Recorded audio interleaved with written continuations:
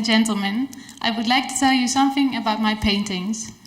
Behind me, you see a landscape which I have bought in a second-hand shop.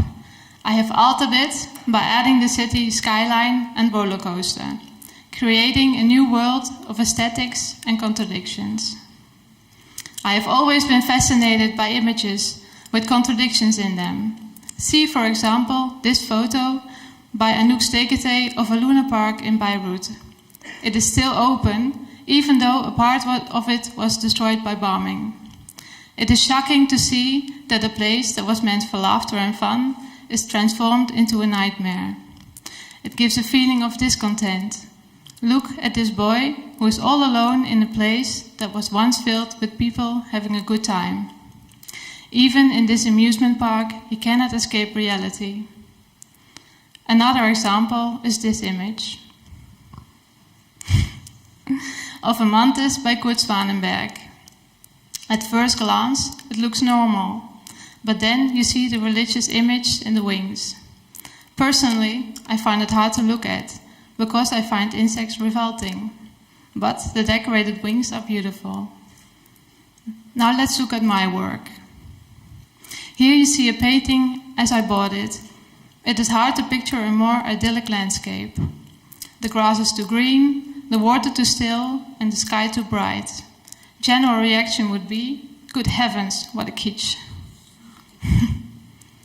But then I do this to it. An enormous bridge construction disturbs the idyll.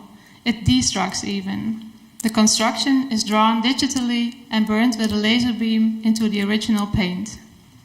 This technique intensifies the contrast. It is not painted on top, but burnt into. It erodes. There are no people in my paintings. Nevertheless, I wanted to put in some life in contrast to the buildings in the form of animals. But these are evolved animals. They are huge. I used illustration from old books and used transfer paper to put them into the paintings. Finally, I do not hush up the fact that the original is not mine. I leave the original signature intact and sign it with my own on the back, clearly stating that I have altered it.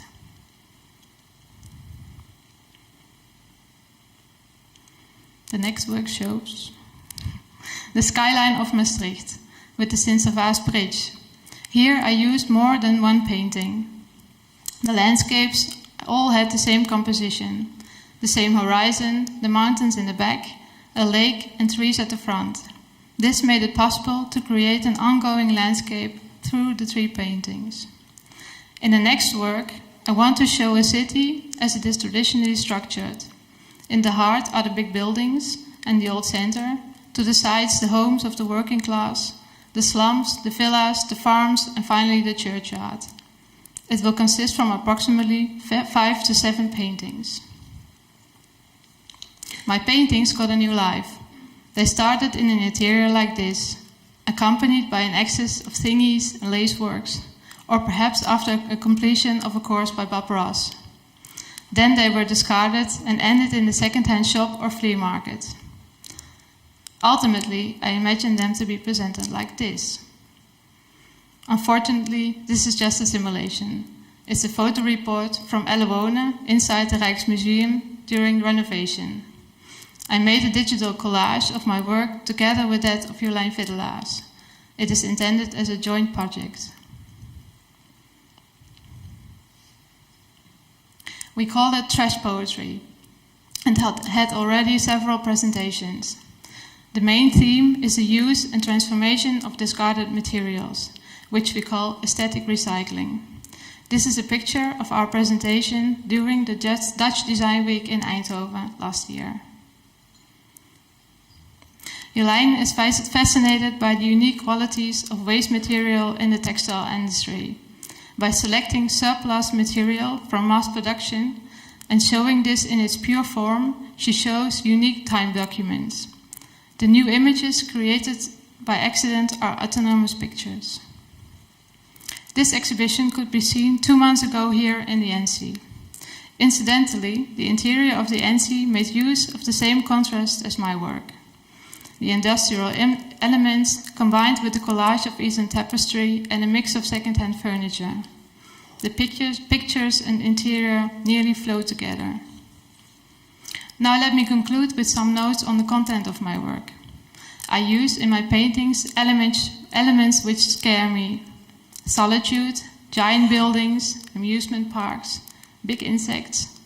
First, I thought that I was transforming the awful paintings into a dream world of mine. But the opposite seems to be true. The paintings themselves look like the dream world, and my additions make them into a nightmare.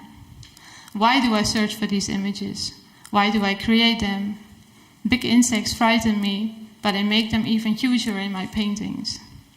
Could I be protecting myself in the confrontation with them?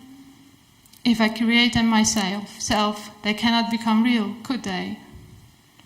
My paintings are made in a more or less stylistic manner. They are composed like a collage. I am inspired by the original image. I look at the composition and use it. I choose to place something in it that is in contrast to the original painting, rather than something that intensifies the idyll. Most artists start with an empty canvas and can do everything with it. Often there lies some philosophy or symbolism underneath. My work is more intuitive, without apparent deeper meaning. I couldn't therefore tell something about the individual paintings, only about the combined atmosphere from a strange world. They are without meaning unless you give meaning to them. In the end, it is above all a question of aesthetic recycling.